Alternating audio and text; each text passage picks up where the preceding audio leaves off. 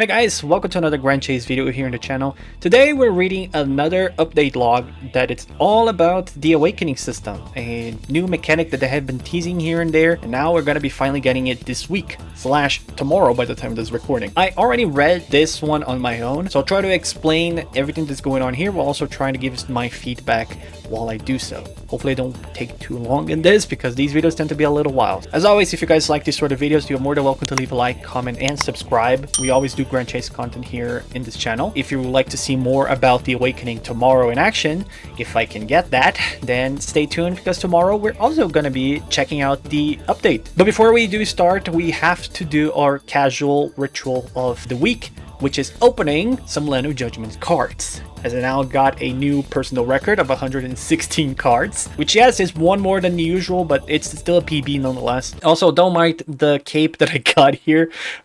I know I just made a video that I got the gloves, but a few days ago I played with some streamers. Shout out to XD2, great guy, and we managed to drop this cape as well. Literally just complete out of luck. Now I just need the boots and I'll be good to go with Void and its equipments. I don't know what you're talking about, accessories, that's not a thing but this time. Anyway, let's just go ahead and open not 100. Let's take it slowly.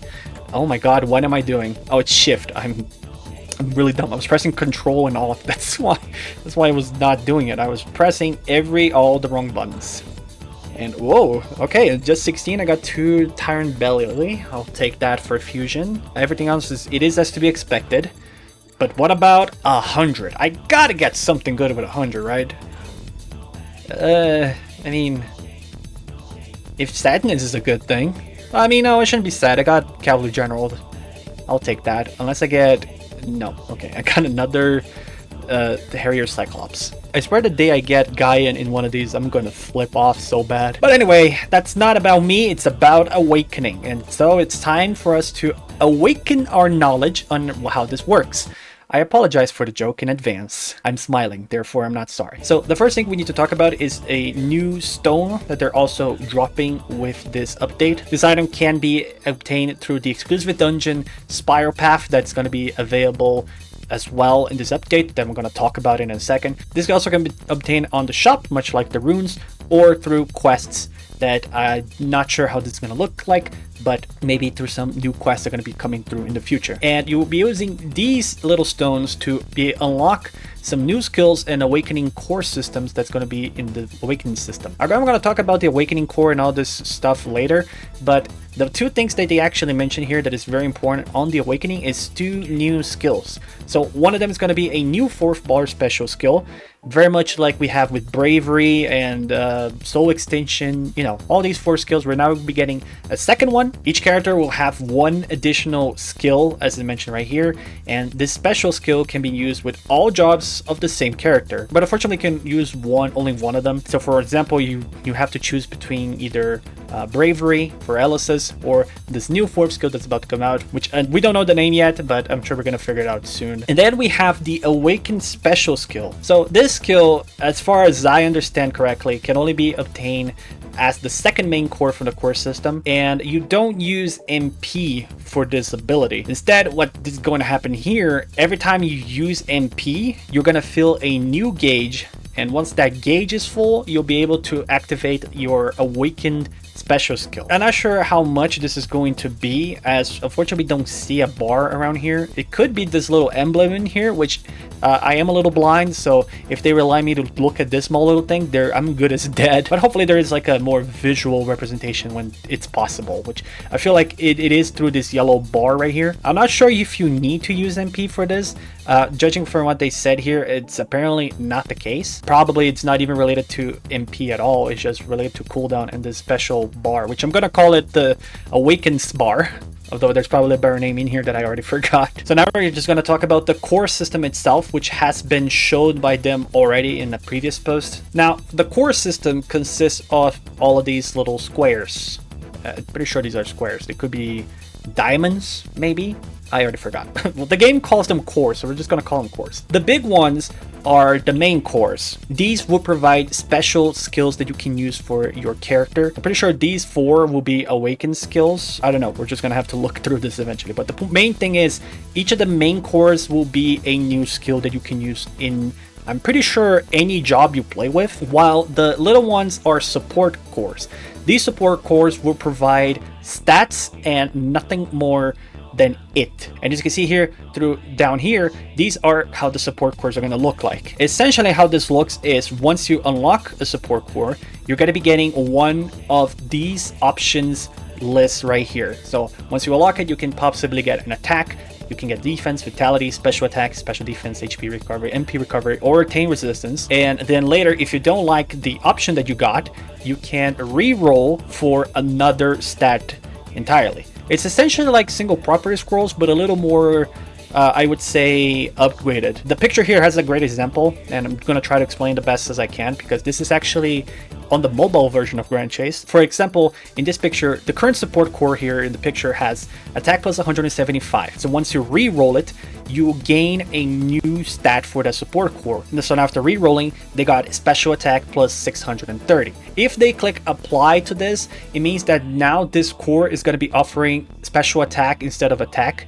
But if they choose retain, then they will keep the attack that they originally had, and then this is discarded altogether. And while I think this is cool and everything, I personally really didn't like the approach they did to the support cores, because like I said, they kind of feel like properties for equipment, and I personally don't enjoy the property system too much. Just personally feel it's very frustrating to deal with every once in a while. Like you need like this low chance to grab an item, and then when you finally get the chance to that item, then you have to deal with another dumb RNG moment where you either get the things you want or you don't get anything at all, or hell, even losing stats because you get the wrong thing that you wanted, and it's just frustrating to deal with. This, in comparison to properties, it doesn't seem too bad, but it does kind of have that same energy for me. Thankfully, it's only one stat here, so it's not all that bad, but it still kind of gives me that vibe. So God knows how bad it would be trying to get any one of these things here specifically. Actually, now that I think about it, it doesn't seem to be all that bad, because there's no crit rate, no critical damage. You only need to focus on either attack or special attack, really. MP recovery kind of depends on the character, but the rest is just whatever, right? So if you get either one of those, it's great, right? But considering how there's just let's see, there's 1, 2, 3, 4 stats that you don't really need. I'm not include Tame Resistance, because Tame Resistance is always welcoming, even though I don't think it's a priority. It's definitely not as bad as property now that I think about it, but it's still have a thing in here in my chest.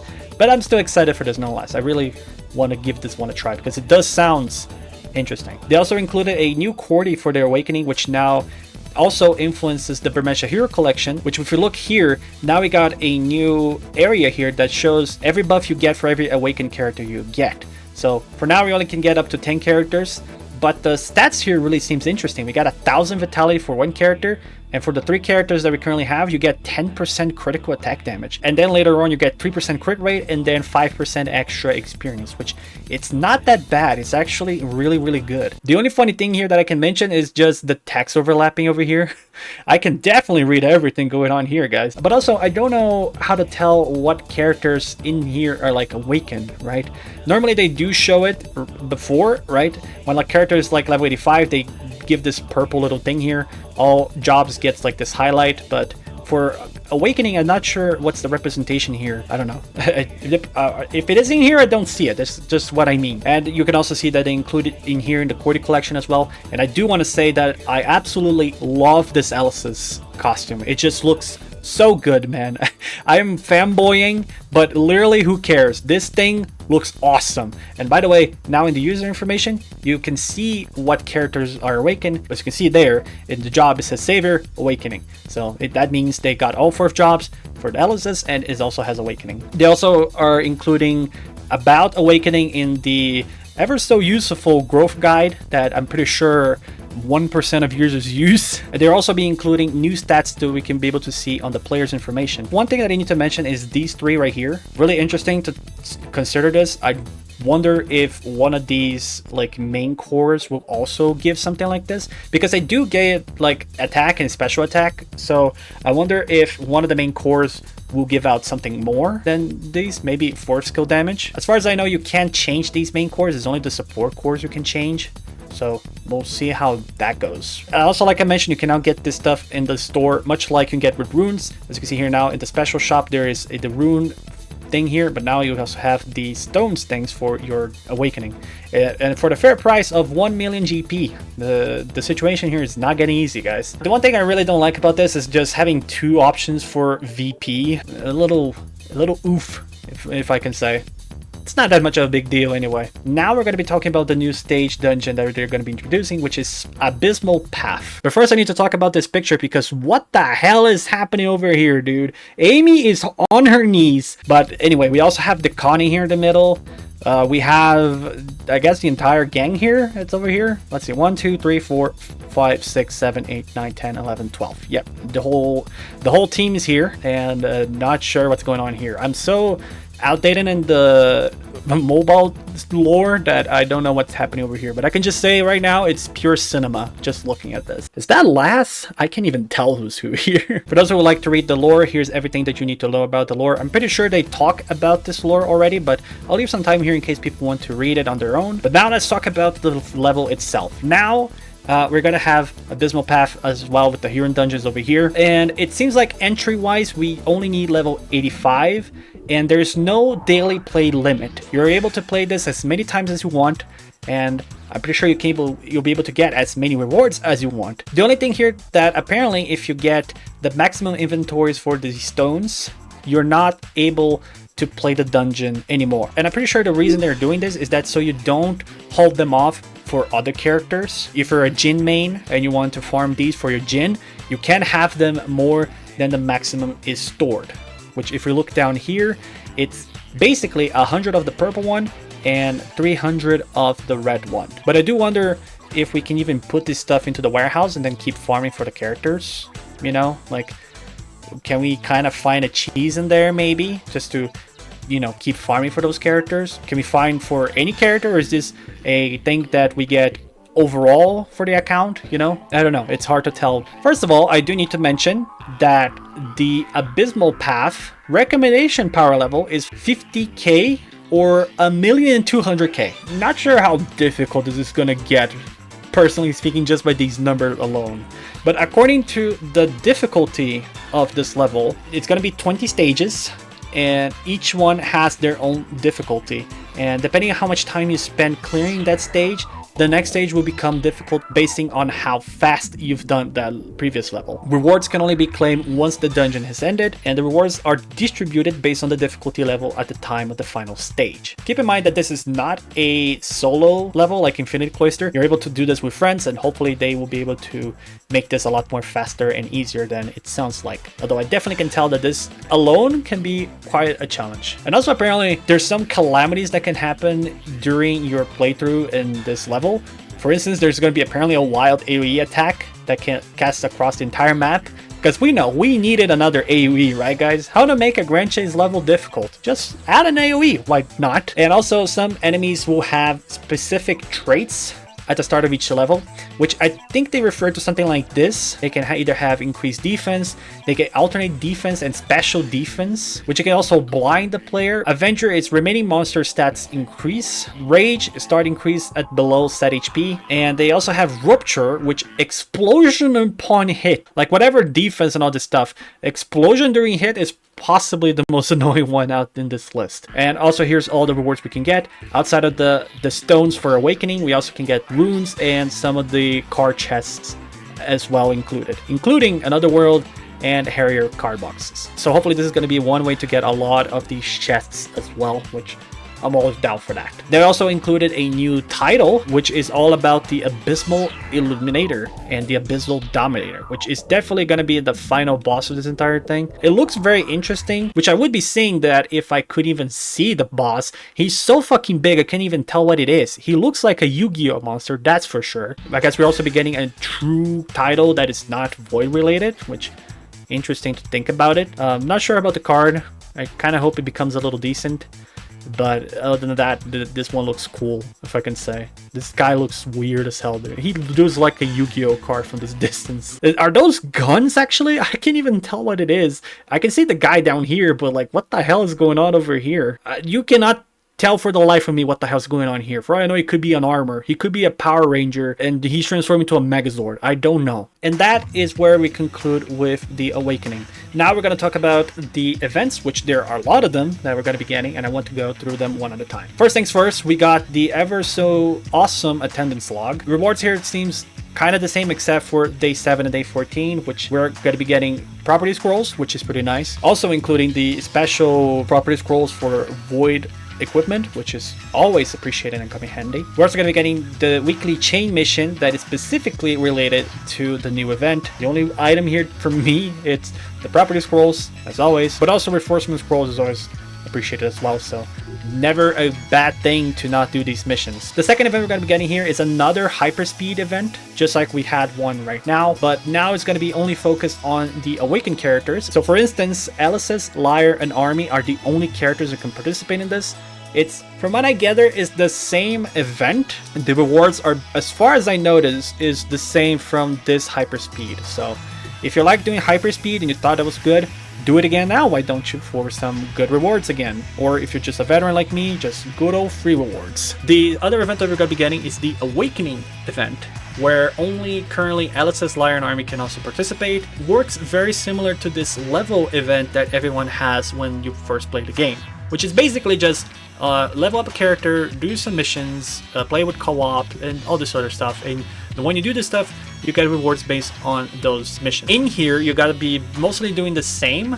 Equip cards, for instance, clear invasion phase 1 3 times, use awakening skills, awaken 3 event characters. And the rewards you get from these events is essentially items that help you either grow. We got runes, tickets for Void, transfusion, but we also get stuff for awakening. For instance, we got 250 of the purple cores, we got a Hyperspeed for the awakening mission. Also, we got this box right here, and this box is apparently a special awakening cording select box, which means you can get a free awakened cording box that we saw before and use it on any of the characters you think you like. So for instance, for me, I can give my Alice's the free awakened cord with this event right here. You also got a single property scroll as well, which I feel like it's obligatory to mention that in case you haven't noticed him right here. He's right here in the corner. Then we got the new pet here called Tenebrous, which looks really cool. I generally do like this set right here. It looks pretty cool for the male characters. For the females, it kind of looks all right. I can already see being look really nice on characters like Sieg or maybe Zero or Rufus. Actually, I think Rufus will actually look really nice for this one. And here's the attack of the pet called Veil. Pretty interesting. It kind of looks like a reverse Aslan. Instead of being a vertical beam, it's a horizontal beam. So it looks very good. Most likely will be used to like keep enemies hold, which is always appreciated for pets. And we're also going to be getting some new stuff as well for the store. Some awakening packages, which basically are here to just boost your character to be able to get them at max level faster. I did want to say max power, but that's not how this works. New Year package that they always do around January. They are going to be featuring some very good items here. They also returning with the daily login package sale, which I think is a pretty cool idea, personally speaking. Especially if you don't know what this is. Genshin kind of has something similar where every time you log in, you get Primo Gems. But in here, instead of Primo Gems, you get the Seal Breaker Scrolls every day. So you need to log in to get these, however. If you miss a day, you miss a day. You don't get the one from that day. But every time you log in, you get, you basically get 14 Seal Break Scrolls once you purchase this thing. And you need to log in every day to get these 14 Seal Break. So I'm pretty sure it's 2 per day, which interesting. And I'm pretty sure this is not that expensive last time I checked. I don't know, I'm from Brazil. Everything here is expensive, so it's definitely an interesting one. I heard it did very well for some players. So if you're interested in something like this, I personally do recommend you going for this as well, because this is pretty simple. So in here, they mainly talk about the buffs that they added to Alice's, Lyre, and Army. Not just one job, they buffed every goddamn job from these 3 characters. What this basically says is they change hitboxes, they change how things work, and they increase speed on some hits. That's basically everything that they say here, but they go in very details on what attacks change altogether. They also include some videos here that you can see now, things you can do after the patch notes. This feels horrifically cursed. Other stuff was also fixed as well. Other than a lot of visuals that did not work correctly, I think the only thing they changed is that Z's damage now works on any directions. As always, here's everything that's going to be disappearing tomorrow. So if you haven't done any of these things, what are you doing? Go do that now. It's an order, not a request. And that's pretty much it for the event that we're going to be getting tomorrow. Overall though, the events here look pretty good, I would say. Hyperspeed, I would say personally, is not the one that I was interested in the most. I'm surprised they actually did this back to back, considering how we just got Hyperspeed.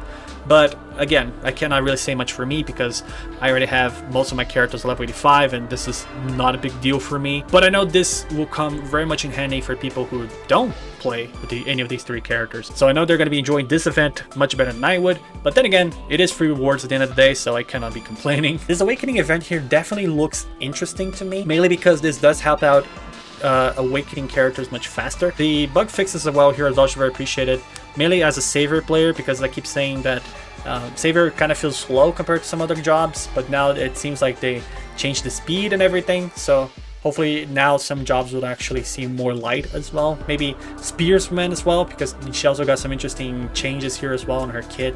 So maybe we're going to be seeing more of her as well in the future.